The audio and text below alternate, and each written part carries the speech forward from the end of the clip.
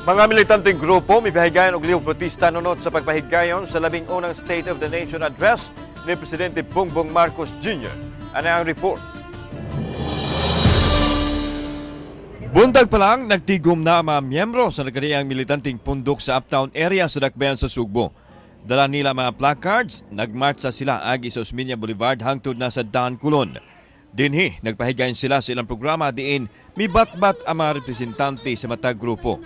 Gilangkuban kini sa grupo sa matinunan, mag-uuma, trabahante, vendors o ubang mga progresibong grupo. Si Nick Abasolo, leader sa Kilusang Magbubukid ng Pilipinas, may padayag sa ilang mga sentimiento. Kaming mga mag-uuma, padayon gihapon mi nga nagatubang og hulga, isgutanan sa amo ang pagtikad ug pagpakabuhi sa yuta tungod sa mga programa sa gobyerno ron nga ilang gipatuman, kining kuyanap kayo ang land use conversion.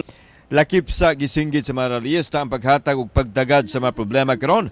Sa nasod apil na ang sweldo sa mga mamumuo, kamahal sa presyo sa mga palaliton ug uban pa. Wala gyapon gipaminaw sa gobyerno ug usa niini ang pagkontra sa pagsaka sa presyo sa lana nga dakong problema sa mga driver. Among gihagit siya nga kung tinuod nga iyahang palambuon ang industriya sa atong pagkaon, dili lang maghisgot siya sa iyahang mga programa nga wala niya tugkad sa ugat hinungdan unsa man gyoy panginahanglan sa mga mag-uuma karon.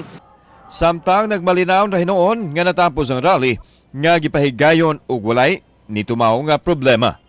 So far naman po, nakita po naman natin, tayo mismo witness po na generally peaceful po tayo.